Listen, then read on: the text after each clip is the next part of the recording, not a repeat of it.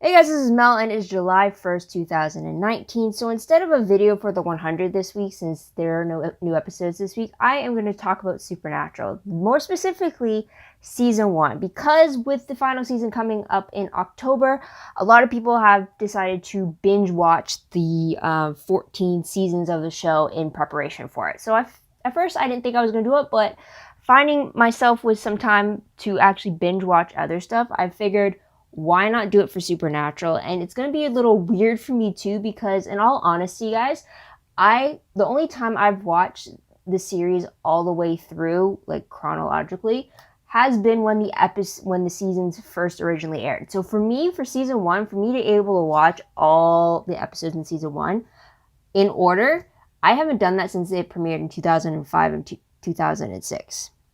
So that's going to be mind-boggling for me. It's like, I'm not a fan that just started binge watching a few years ago. I've been here since the very beginning. So it's going to be a little crazy going into this video, but I'm super excited and to talk about it and just tell you guys what I noticed after so many years of me not seeing these specific episodes. So before I get started, huge spoiler alert, not only for season 1, but for the whole series that is Supernatural, because what is interesting is the fact that now I'm watching season 1 with the knowledge of the next 14 seasons.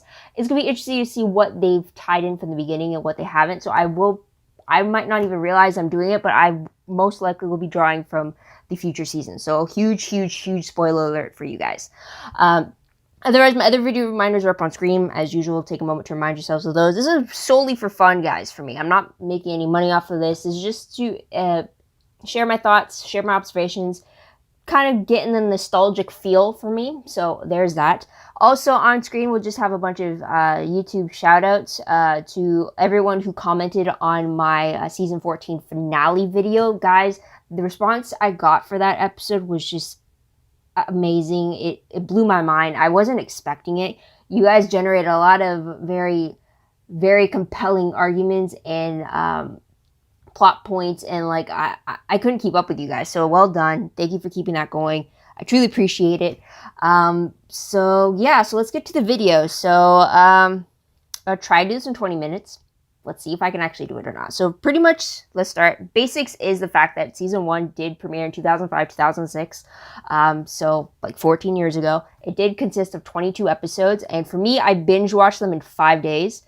Granted, I binge watched maybe like part A of the season in one day, and then I've had a bunch of stuff come up in between that I had to do little portions here and there, but I finally finished it a few hours ago. So I'm ready to talk about that.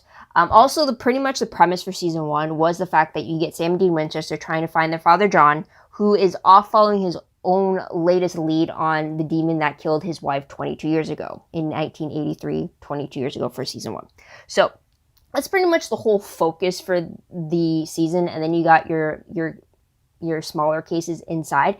And on screen, we'll have the episode list. And I will say this, guys, to this day, season 1 is probably the only season I could list you all the episodes by correct title. I could tell you what happens in them, and I'll keep it in order, and to this day, I will do it. Mainly, I contribute that to the fact that it is season 1, and also the fact season 1 probably has the shortest episode title names ever. The longest one is four words long. Otherwise, it's 1 word, 2 words, 3 words, 4 words. But then afterwards, as they had more episodes, the titles got a little longer, and that just got too much for me. So season 1 is pretty much where you'll get me. If anyone asks to list all the titles, I will do it. I will do it for you. So on screen, you'll see Pilot, Wendigo, Dead in the Water, Phantom Traveler, Bloody Mary, Skin, Hookman, Bugs, Home, Asylum, and then that's where you got the winter hiatus, and then you get Scarecrow, Faith, Route 666, Nightmare, The Benders, Shadow, Hell House, Something Wicked, Providence, Deadman's Blood, Salvation, and Devil's Trap. Now, Salvation and Devil's Trap, they kind of treated it like a 2-part season finale.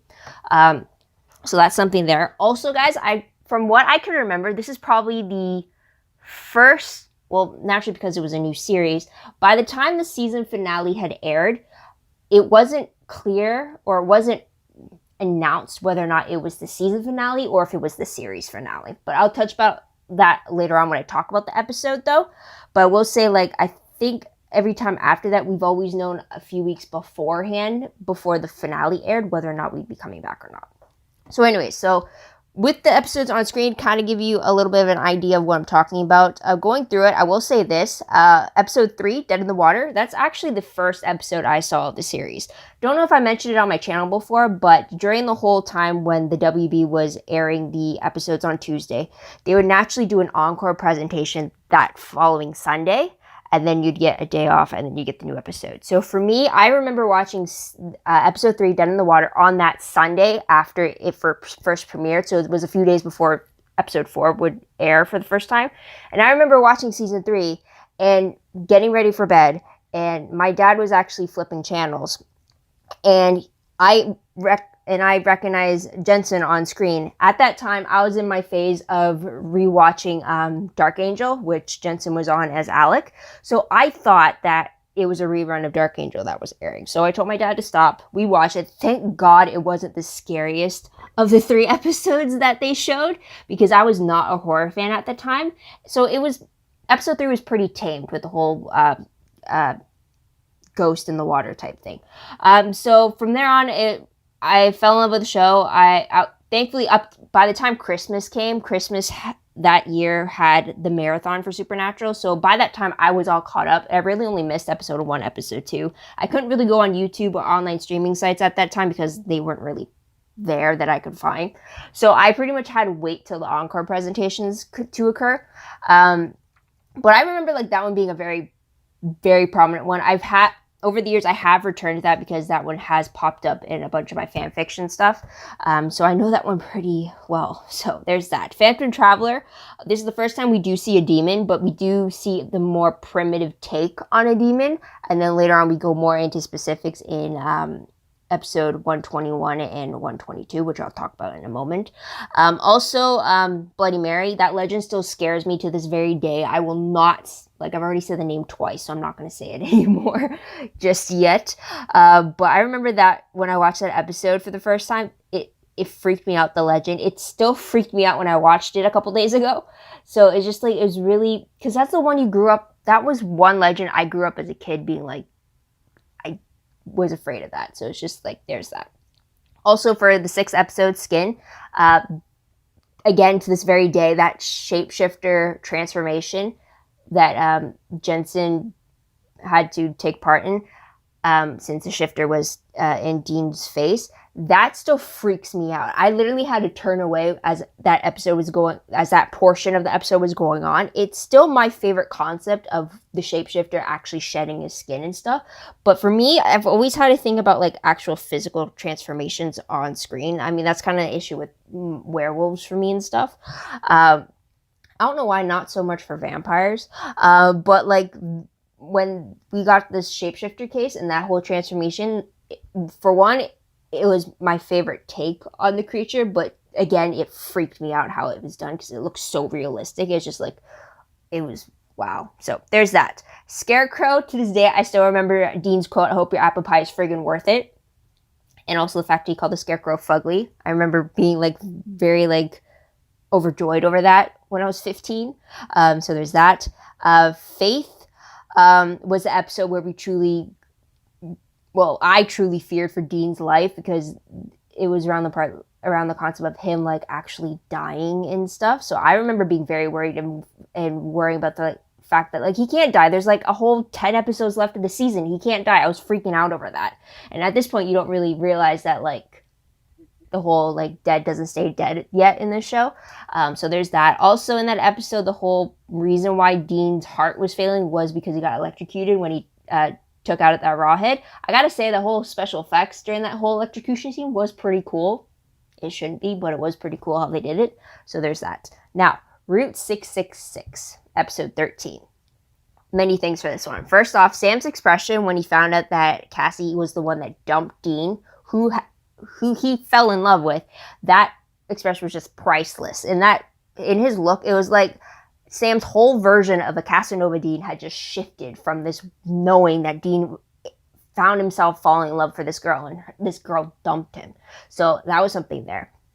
Also, another thing that I still loved to this day was Dean's blind trust and faith in Sam to have a plan to save him when he came to that ghost truck. And the quote, when Dean was mimically, that honestly didn't occur to me, and then like, I'm going to kill him. That thing still cracks me up because of the fact that Dean followed Sam's word, and then Sam just like admitting like, oh, I didn't really occur to me that it wouldn't work. So like he didn't have a backup plan type of thing. So it's just like the exchange. I remember the exchange, and it's something like I forget because like with how dark and how much the brothers have gone through over the last 14 seasons, just what like their dynamic was at the very beginning, and like the whole jokingness or how like that whole brotherly teasing type thing. So there's that. Also, another thing, when I watched this episode, it reminded me why I didn't like Cassie the first time, because she pretty much shut down Dean when they were given a second chance in their goodbye, and he's pretty much telling her that he's willing to give them a second chance. He's willing to make the long distance thing work.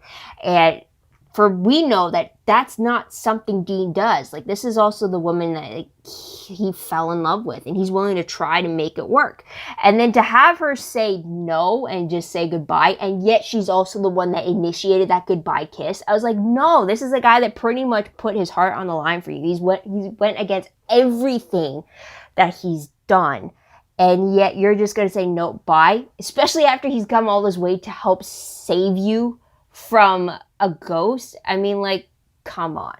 It's like, nope, bye, Cassie. I'm glad I haven't seen you in the last 14 years. So there's that. But it really painted a picture of like how Dean kind of portrays relationships. I mean, he doesn't enter that many serious ones during the duration of the show. I think the next one was Lisa in season 3 and season 5, and then that was pretty much it, if I'm correct. Yeah, so, wow. Cassie did a number on him, so there's that. Also, the nightmare. Just a random question, but you know Dean's infrared thermal scanner, the one with the 2 green laser scanner that looked like the EMF? Do we ever see that again? I don't recall ever seeing that again on the show. And that was such a cool device, and it's such a big chunky device too. So I'm like wondering, like, did we ever use it again? And I'm just forgetting. But it definitely did not occur again in season 1. So I'll give it there. For episode 15 for the Benders, it took place in Hibbing, Minnesota, and I thought the name was familiar, so I went and double checked, and it was actually the setting for episode 1008, and this is the city where Sheriff Jody Mills and Sheriff Donna Hanscom actually meet at that cop convention thing. So I didn't realize that we actually been to that place before, so that was pretty cool. And for some reason, I thought Donna was from Hibbing, but she wasn't. She's from Stillwater. So anyways, that's the case there. And then also this episode, the Bender's house, it's actually a messed up version of Bobby's house. I'm pretty sure with the way the layup was set up, the kitchen, and then you get when you flip it around, you get the fireplace. Pretty sure it's Bobby's house. So that, like, again, like when you're watching this episode for the first time, you don't see Bobby's house until the finale. So it's like going back and seeing episode 15 again was just like, yeah, I recognize this scene. So it was pretty cool there. But episode 16, Shadow. I'm not one to be harsh on a discovery, but I remember like in the episode when Dean was the one that used the tape to connect the blood spots that revealed the Deva symbol. I thought that was genius of him to figure that out, and I'm not going to take that genius moment away from him, but I'm left after thinking about it, it's like, if neither brother has seen the symbol before, then how would Dean would have thought to connect them in that certain formation with the blood spots on the carpet? It would make sense for me if like it was like with the Hell House one, which I'll talk about later, when Dean saw the symbol and he's like, I've seen it before, but I can't place where I've seen it. If it was that type of scenario and Dean did that with the Deva's blood splotches, then I could understand why he would think to connect the way he did with the tape. If neither of them have seen the symbol before, I'm thinking like, well, why would you even think to connect them the way you did if you never saw something like it before? That's the only thing that kind of confused me. So there's that. Now let's move on to Hell House. That is probably the one and only time we saw a prank war happen between the two brothers, and I definitely missed it because you definitely got a more jovial dynamic between them, pulling pranks on each other, and then like just just being brothers and not having like the weight of the world on them. So I kind of missed that dynamic, but it definitely was highly featured in this episode. Also, this is the episode where you meet the Ghostfacers. They're not called the Ghostfacers in this episode, not until like when we see them again in season 3. But this is where Dean actually says, "Who are you gonna call?" And that kind of ties in with the Ghostbuster thing and the fact that you got the Hollywood parody, the Hollywood show parody that was the Who You Gonna Call Winchesters thing for the second one. Anyways, there's that. Episode 18, Something Wicked. This actually, funny thing was that this actually reminded me of an English project that happened the following year when like, once the season 1 was on DVD. I was actually able to use a lot of the episode, or not a lot of it, but a lot of like anything around the flashback component of the episode. I was able to use it for an English project when we got assigned different literary devices. I believe that's what they were. Anyways, I had flashback. I really wanted to use the show. I was able to use it. So every time and I remember I had to edit a cut scene, and it was pretty much that whole part where it kind of transitioned into adult Dean to flashback Dean. I remember that all that dialogue just playing in my head over and over again. It's just like, I gotta edit it to make it transition fit. It was funny being brought back to my school project like that. So there's that. And episode 19, Providence. This one I love because we got Sarah, and I kind of wish something came out of it because Dean even said, "Sam, marry that girl," in regards to Sarah Blake. We do see her again in episode 822, but it kind of, he does promise to see Sarah again, yet he never did. Aside from 822, I don't think he ever did. I mean, she was mentioned in episode 120, but like, I kind of wish something would have came out of it between Sam and Sarah, because I thought they were a good fit. I thought they really like, they understood each other. I just like, I really wanted to see something go on between them. But I'm glad that she was the first person he kissed since Jessica. Wait. Did he date the girl in Hookman though? 107? I'll check that. It'll be on screen. I really would have to check that. So there's that. Also, 2-part finale. With Salvation, first one. This one is the episode that is confirmed that Meg is a demon, and that she's also able to enter a church, which a demon shouldn't be able to do. It's also implied in this episode that the babies that the demon is targeting have showed potentials to having powers. I mean, like Rosie's mom said that Rosie's looking at you like she's reading her mind. So that's kind of implying the fact that, oh, she might already have the power already. Yet in season 2, in episode 221, it's revealed that the demon actually fed the baby his blood, and people from that point forward have associated the blood being the source of the baby's powers, source of the powers. So it's just like, which I actually thought, like, for the longest time, I've actually believed that point. But then when that comment about the fact that, oh, she's looking at you like she's reading your mind. So then it's like, okay, that means she must have had the power before Azazel came and visited her on her 6-month anniversary type thing. So it's just like, yeah, I totally forgot about that detail though. So then it makes me wonder then, if it wasn't his blood that was the source for the power and they were born with the power, then what happened to all of Sam's powers after season 5? Because he stopped showing any signs of it afterwards. So it's just like, why is that the case? I mean, even if the blood was the source of his powers, the blood is still a part of him. It's not like he siphoned the demon's blood out of him. It's still a part of him. So shouldn't he have those powers with him as well? So there's that. Also, another thing that was interesting was the fact that this whole dialogue of, you think Meg is a demon, and then the response being either that or she's being possessed by one. To me, that is implying that demons have their own forms. And I don't recall ever seeing a demon's true form. As outside of the black smoke that we see, every other time we've seen a demon has always been them inside of a human meat suit. So, which would mean that it's a demon possessing a human. So then, with John's comment of either that or she's being possessed by one,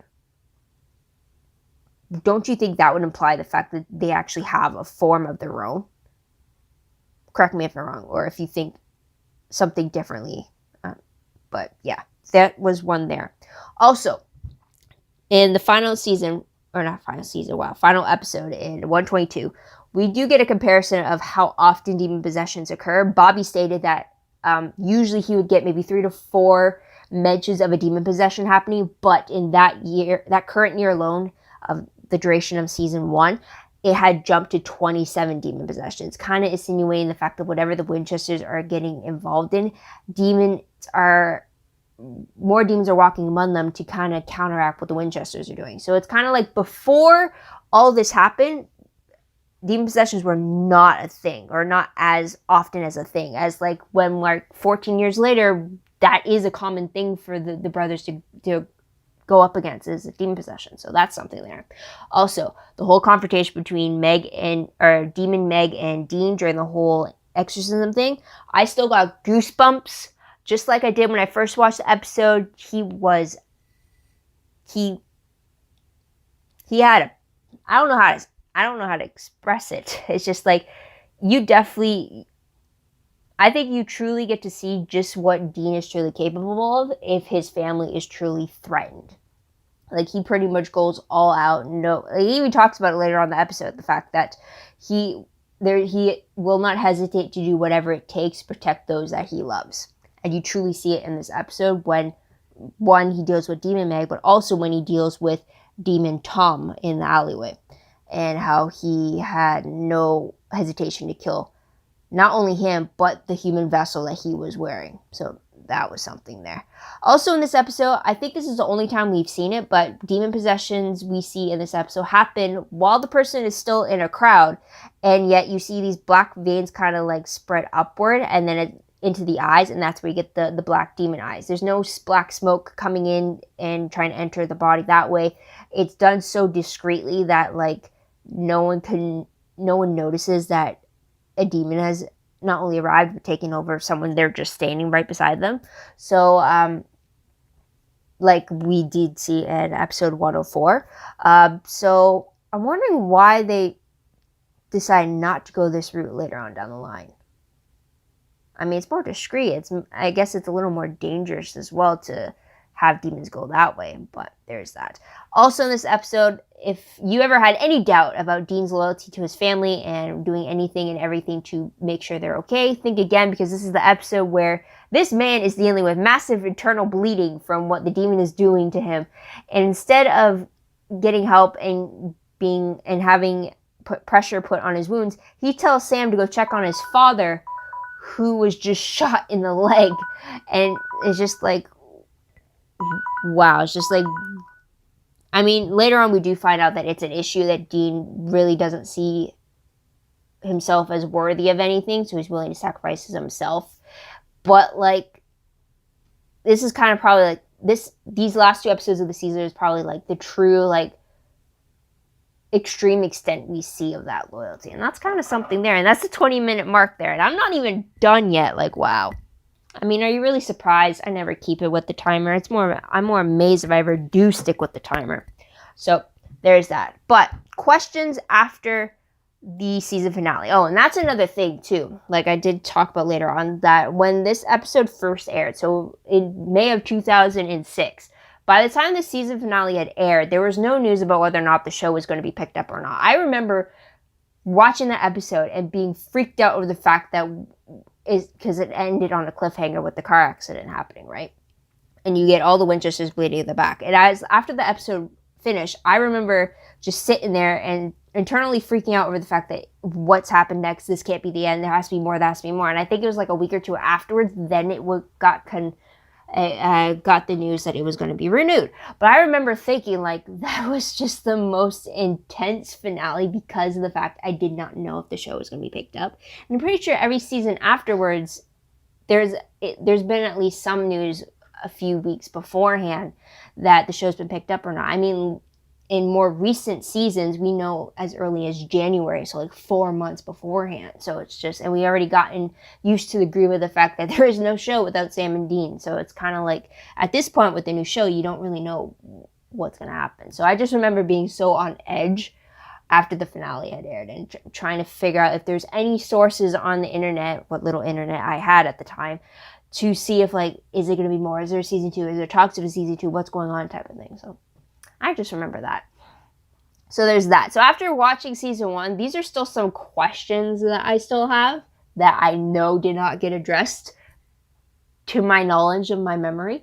But first question was, and it was just like a technical thing, was that in the finale, if Sam had drawn a salt circle around John during that scene where John is begging Sam to kill him as he feels the demon is still alive inside of him, would the demon still have escaped if John was inside a salt circle at that point? That's a thing right there. I mean, you know Sam had salt in the cabin because he was salting the doors and windows earlier on once they had arrived. So, and even John, or fake John, was even telling him to go check those since they saw the lights flickering and stuff. So that's one question there. Another question was, and I know this is kind of pointless because, well, anyways, here's the question. How do you think the brothers would have ended up if Sam actually did kill John in that moment so that he could assure the demon was killed? I mean, if he had killed John, that would have mean they killed the demon, and that would have just ended the show right there. There would be no 13 plus, 14 plus seasons after that. But on a character level, I'm left wondering, how would that have affected the brothers? How would that have affected Sam? Having to kill his own father to get revenge for the death of his girlfriend and his mom. Is just like, I'm left wondering how they would process, or even Dean, how would he process the fact that the man he's idolized for his whole life is now dead and gone. And it's just, because I know from season 2 what John's death ended up doing to both brothers. So I'm just left wondering what would have happened if Sam actually did take that shot. I'm just curious. What about you guys? So let me know in the comments down below.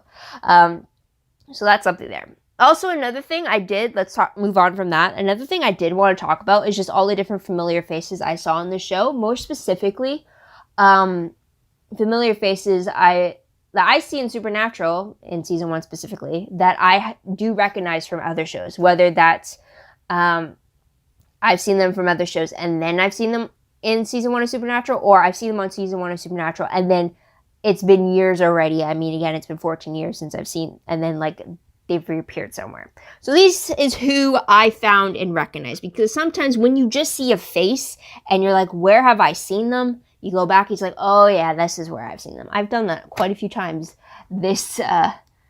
It's actually a lot more than I thought it would be. So, but I'm just gonna say it right now, I'm not gonna include any of the characters who they're familiar just because they've also appeared in later episodes of Supernatural as different characters. If that's the only reason why they look familiar to me, I'm not going to include that. I'll only include that if they're also a familiar face from another show.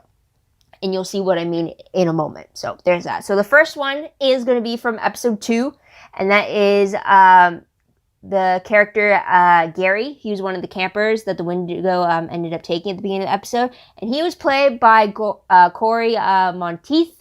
I recognize him as Finn Hudson from Glee during his duration of 2009 to 2019. So there's that. I definitely didn't recognize him the first time that I've watched episode 2, but with this rewatch, I definitely saw him there. It was a brief moment, but you definitely get to see him. He's the one playing like the game device thing. So there's that.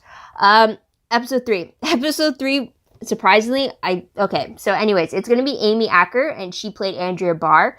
And I got to say, like, when I was watching this episode again, I kept looking at it and it's like, why does she look so familiar now? And like, I've seen the episode so many times because like fan fictions and trying to get things correct and stuff. And I've seen, and just the whole interaction with her and Dean was pretty funny. But like, when I was watching it this time around, I was like, where have I seen her before? And it turns out she's actually Caitlin Strucker on The Gifted, just with different hair color. And she was this character from 2017 to 2019. So it's just like, I wasn't expecting that. So it's just like, wow. But yeah, that was her. So episode 4, we got 2 people in this episode that I recognize. We got Brian Markinson, who played Jerry. I recognize him from Dark Angel when he played Dr. Sam Carr in both seasons of the show from 2000 to 2002. So there's that. I'm trying to think whether or not he actually worked with Jensen in Dark Angel, because Jensen was in season 2 of that show. I'm trying to think if they ever shared a scene together or not. But anyways, there's that. But also he does return to play Amelia's dad in episode 808 of Supernatural. So that's what I meant earlier on about mentioning that as well. So there's that. But I recognize him more he was playing Jerry. So the other guy was Benjamin Arias. Hopefully I said it right. And he was the Homeland agent. Homeland agent. There's only 2 of them, but he was 2 characters I actually recognize. He played Mr. Tanner on The Vampire Diaries in 2009, and he also played Dr. Zach Miller on Saving Hope in 2012 to 2017. So there's that. Episode 5, we had Marnette Patterson. She played Charlie in this episode, and I recognized her as Christy Jenkins on Charm back in 2006. So I think she was actually, she was Charlie on Supernatural first, and then she was Christy on Charmed after that. So there's that. And also another Charm connection was in episode 110. And this is from Brooke Nevin. She played Catherine on Supernatural, and then she appeared on Charm in 2005. So actually, she appeared on Charm first, and then she appeared on Supernatural. And she was the character Hope. She was part of that whole Pandora box episode back in 2005. And also, recently, she appeared on a Hallmark Christmas movie called Jingle Around the Clock. And she was the character named Elle, and that premiered in 2018. I guess not. Yeah, recently, because that's the Christmas that was recent. Anyways, so there's that. Another familiar face for me came from episode 11. She did appear in episode 16, episode 21, episode 22, and that is Nikki Alquip, aka Meg Masters or Demon Meg. I recognize her because she played transgenic Syl from Dark Angel in one episode at the end of season 1, and that was back in 2001. So she would not have interacted with Jensen on that show at that time, but she does with this one. So there's that. She ended up being the protagonist's missing siblings, her character. So there's that. Another one, familiar face for me, was episode 113, and this is Kathleen Noonan, who was Mrs. Robinson. And I recognize her because she was Edna Wallace on the soap opera Passions from 2002 to 2008. And I just remember Edna having this very distinct laugh. And it's just like, I remember when I watched the episode for the first time, because at that time Charm was still airing. Or not Charm, because Passions was still airing. So it's like, I recognize her that way. But when I had to rewatch, it's like, why is she familiar? And then I jump-started my memory that way. So that was pretty cool there. Another familiar face, everyone's got to know this one because it's episode 14, and it is Beth Broderick, and aka Alice Miller, who everyone knows or should know is Aunt Zelda Spellman from Sabrina the Teenage Witch from 1996 to 2002. I mean, that's probably one of the first words like I recognize them from someone else coming into Supernatural. So that was pretty fun there. She was definitely part of a more grim storyline with her stepson killing everybody in their family. But yeah, familiar face there. She was a human this time. So there's that. Next familiar face for me, and surprisingly, at first I didn't think it was, but then again, it was like, have I seen her before? It was more like have I seen her before because like I've seen the episode already, or is it have I seen her somewhere else? And that was episode 15, and that was Jessica Steen. She played Officer Kathleen, and she was actually Paula Cassidy on the show NCIS from 2003 to 2015. Again, with a different hair color though. Like the hair color really throws me off if it's like very like distinctly different. Just like with Amy Acker and Andrea Barr. So there's that. Another one actually is I was trying to think of it too, because like in episode 19 we get Taylor Cole, who played Sarah Blake, and I was trying to I think, have I seen her before? And then, yeah, I have. She was on the originals playing Sophia, and as well as the entity The Hollow from 2016 to 2017. She also appears on a few Hallmark movies, Christmas movies. Specifically, the one I take away from her is her playing Kara on One Winter Weekend, which is from 2018, and then its sequel, A Winter Proposal from 2019. Those are actually two pretty good movies for the holiday vibe. So I was like, she's from there. So there's that. And then also episode 121, I actually have 3 different people in here that I recognize from other places. So first off, we have Erin Karpluk, who plays Monica, which is Rosie's mom. She actually returns to the show in episode 907 as Robin, so in 2013 to play the older version of Dean's former love interest, I guess you could say, with the flashback. So there's that. But I recognize her from Dark Angel. Once again, she played the character Jem in the series finale back in 2002. It also said in her credits that she was in Saving Hope, but I don't really recall her character. But then again, I stopped watching it after Daniel Gilly's character got killed off, so there's that. Another person that was in the episode was Sebastian Spence. He played the demon that was possessing Tom, or Tom the demon, I guess. He was also actually in Dark Angel as well. He was in season 1, episode 118, back in 2001, and he played Charlie Smith, who was Tinga's husband, if you wanted to need a character association with the face. So there's that. And then another one was Serinda Swan. She was that receptionist that Dean instantly was attracted to when he was trying to find the birth records. And she actually returns to the show to play Veritas in episode 606 in 2010. But she also appeared in The Tomorrow People as Cassandra Smythe in 2014. That's where I recognize her from. She also appeared on Smallville as Zatanna Zatara in 2009 and 2010. I think that's where I also saw her as well. Again, with different hair colors, though. And then she was also in the Percy Jackson movies, specifically the first one as Aphrodite in 2010. I mean, it was very like a brief cameo and such in comparison to the other ones, so I'm not sure. But I would have recognized her in those three. But yeah. So that was something. And then also in the finale, you get Jim Beaver appearing for the first time as Bobby Singer, and I actually saw him I guess I see him later on in Revolution as John Franklin Fry in 2013. Revolution was actually a good show. I am still sad that it only lasted 2 seasons, but the concept was pretty cool. So there's that. And apparently he was also on Days of Our Lives, another soap opera. He was playing Father Tim Jansen, the second version of him, between 1996 to 2004. And I'm left wondering, because Jensen was also on Days of Our Lives, if they ever crossed paths with each other on the show, because Jensen appeared in during Jim's time on the show, right? So I'm left wondering about that too as well. So there's that. So that's all the familiar faces I saw, which is actually pretty interesting too, just to see where, because I watch so many different things, just to see where people also come from that I've noticed them from.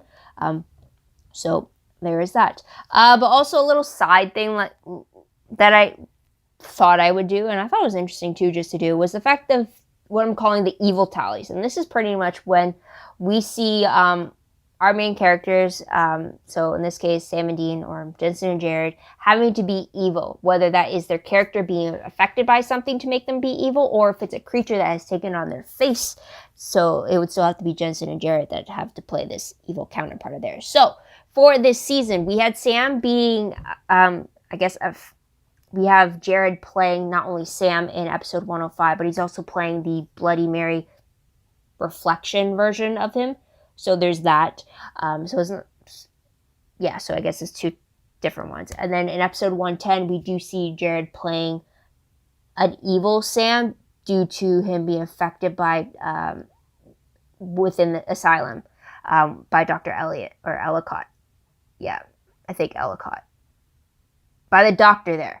So he's being affected by that to make him turn against Dean. Now for Dean, on the other hand, we only get episode 106, and this is where we get Jensen also playing the shapeshifter as well as Dean. So there's that. So we still get Dean being his self as well. And also I'm just going to throw in John. So we get Jeffrey Dean Morgan not only playing John, but he also plays the demon possessing John in episode 122. At this point, we don't know the demon's name, but I know that the demon, yellow-eyed demon, is named Azazel. So there's that. So let's move into the observations, which is something I really actually wanted to talk to you guys about. I didn't expect it to be this long already, though, but I'm still going to talk about it. So I don't even know where to start. But okay, so one thing I definitely noticed is the format of the episode when it first starts. So since I've been watching since 2015 for the last 14 years, I'm used to the fact that in the more recent seasons of the show, we get the then and now, the title card that says then, and then it's a recap of what we need to know. And then you get the next title card that says now, and then you usually get the case, the opening scene, which usually deals with what the case is going to be, or what the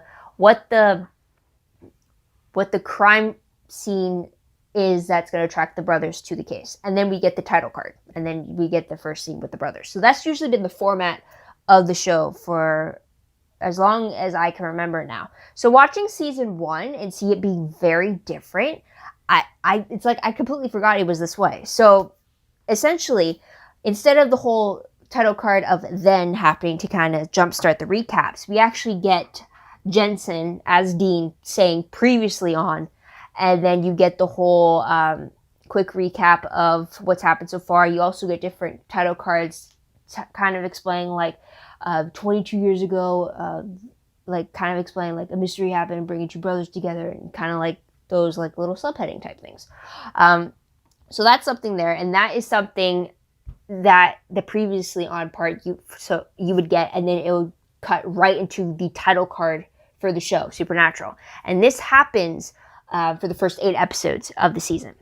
So then, for when episode 9 happens, which is the home episode where they go back to Lawrence, Kansas, this changes. We get previously on, that whole recap section, and then you cut into the opening scene of the episode. And then after that scene, or after that kill happens in the opening scene, then it cuts into the title card for Supernatural. So, and then that's the format that it takes, and it's one that we've seen carry on to this very day. Instead of it saying previously on, though, it has changed to the then and now thing. So there's that. The only thing is that episode 11 and episode 19 are the only episodes that did not have the previously on recap for the episode. And then for episode 21 and 22, this is where we got the Road So Far recap intro, and as opposed to the previously on. Now, with 121, this is the first time we hear the Carry On Wayward Son song that everyone has considered the theme song for Supernatural. And then for the episode 22, it is a different song. But it's very interesting to see the difference between those intros. So that's something that I didn't really think I'd pick up on. But it's once you're aware that you're looking for something, and it's a lot easier to spot it, which makes sense. But anyways, also think another thing I noticed was the fact that for the first 8 episodes, once again, the last scene of the episode always revolves around the Impala, whether it's the brothers inside of the car, or it's them outside of the car, or it's the Impala itself driving away with the brothers inside. That's usually been the last scene for the first 8 episodes. The Impala was always in the shot, but episode 9 is the first time the last scene wasn't this, and that's kind of been the start of it kind of deviating from that, because the final scene for episode 9 was John talking to Missouri. So there's that. Also, now moving away from the first scenes and last scenes, camera work I pretty much noticed, or maybe because it's been 2 months since season 14 has been on the air for me. But I noticed in season 1 that there was a lot of camera shots where it's scenes being superimposed on each other, or where it's a dissolved shot. This is where it's one scene fading out and fading into a different scene, instead of a scene just fading out to black. And then usually you get that for commercials. But I saw a lot of it where it's the fade from one scene goes directly into another, which is usually a dissolved shot.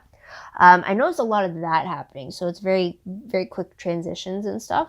Or they would do a motion type of shot. So say if you're transitioning from one location to the other, the transitioning shot that will cover the dissolved shot would be the car traveling there type of thing, to kind of show you that time's passing. But I thought that was pretty interesting there.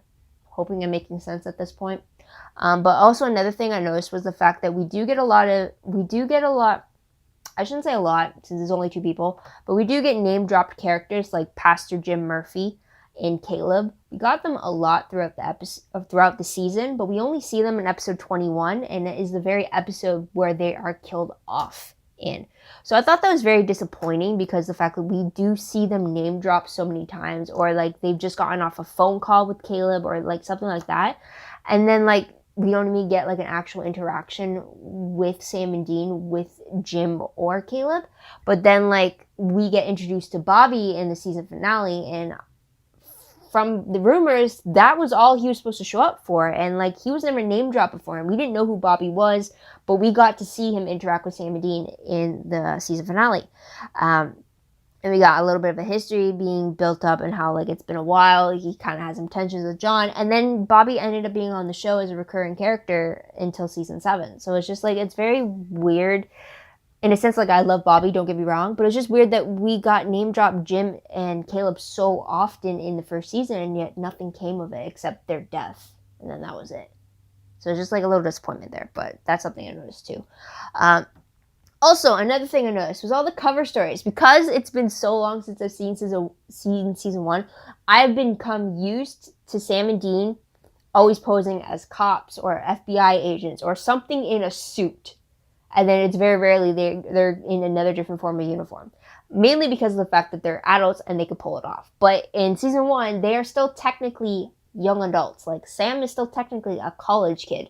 So, like, you can't really go full on suit and be like an adult type of job. So a lot of their covers ended up being them being students at a nearby university, or their relatives of the deceased that they are interviewing. But usually these covers allow them to be in their civilian clothes, so in their regular gear. The only few times they've actually had to suit up in either a uniform or actually suit up to be like what I'm used to as their FBI gear was episode 4, where they had to pretend to be Homeland Security agents.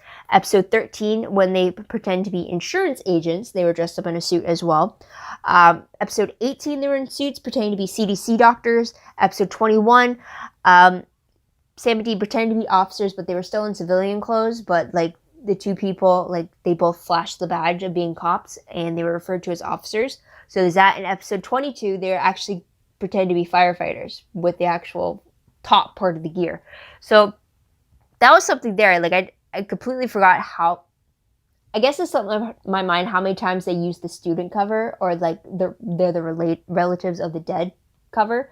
So it's just like it was something that was pretty cool to pick up on again. So there's that. Also another thing, and it mainly has to deal with the time, 2005, 2006, is the fact that we got a lot more library research sessions because they have to go old school with their research and go to the books and paper notes and stuff.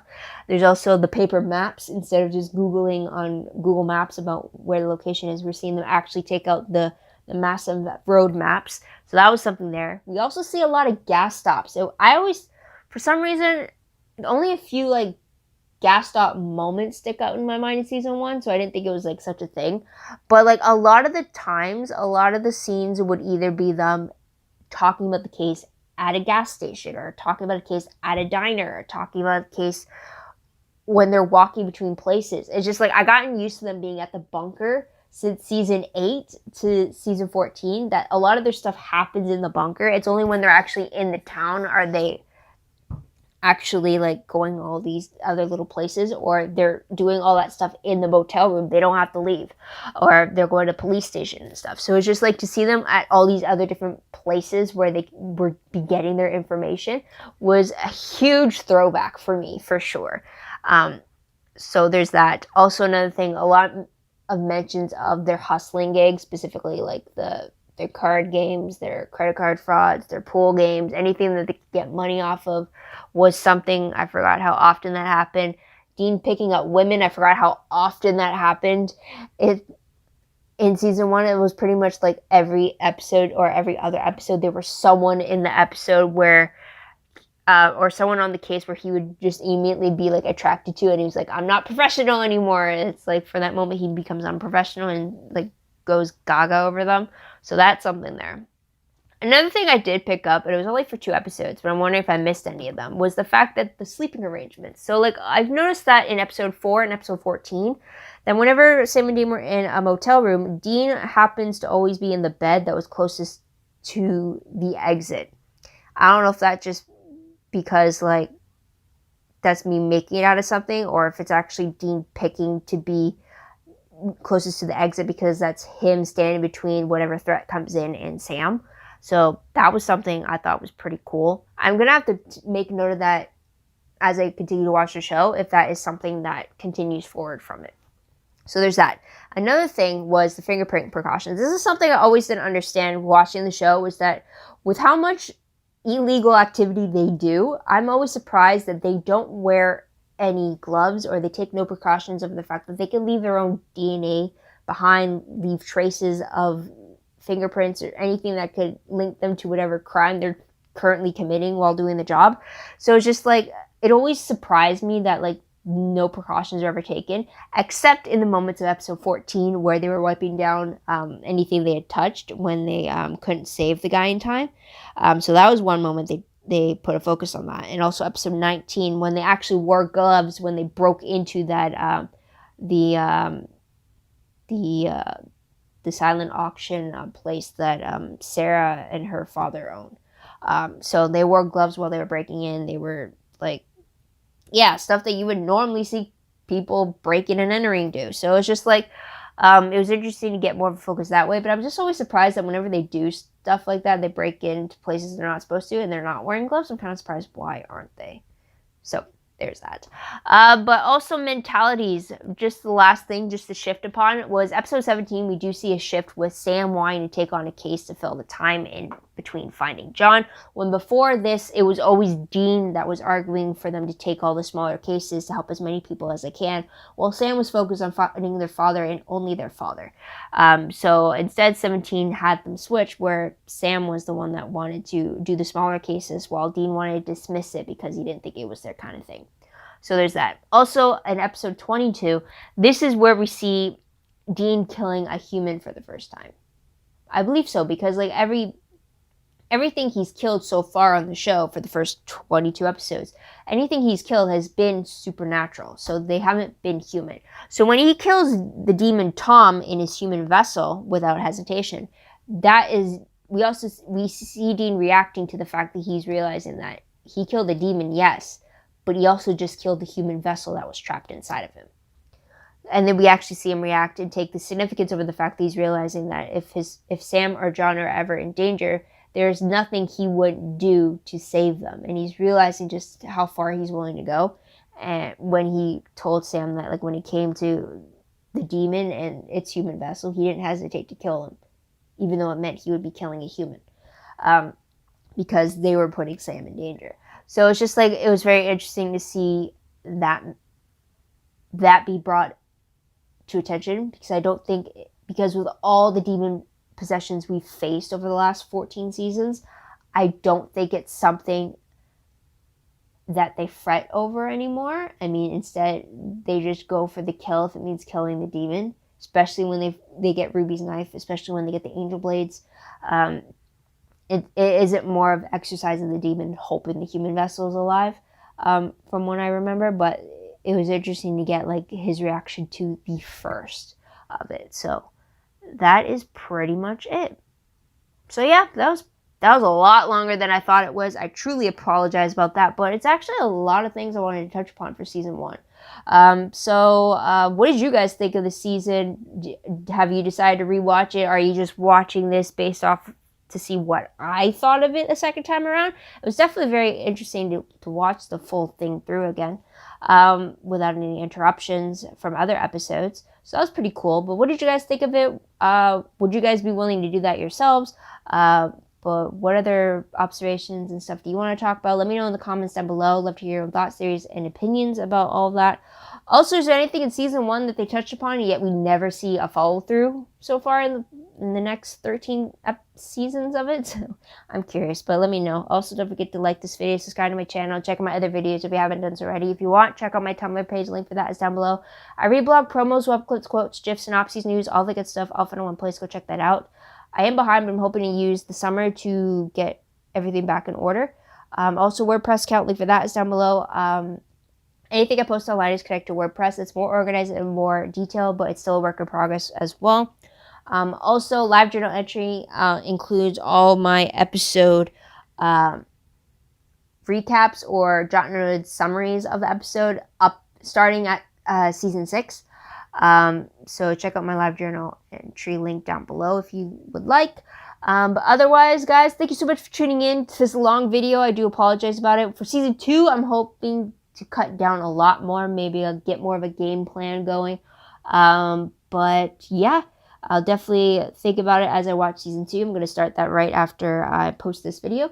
But yeah, so thank you so much for tuning in. Thank you so much for your patience. I hope you come back and see my season 2 video. Otherwise, my next Supernatural video would be spoilers that are revealed at the San Diego Comic-Con on that is happening on July 21st. So my video should happen within the week of that once they start uploading panel videos for it.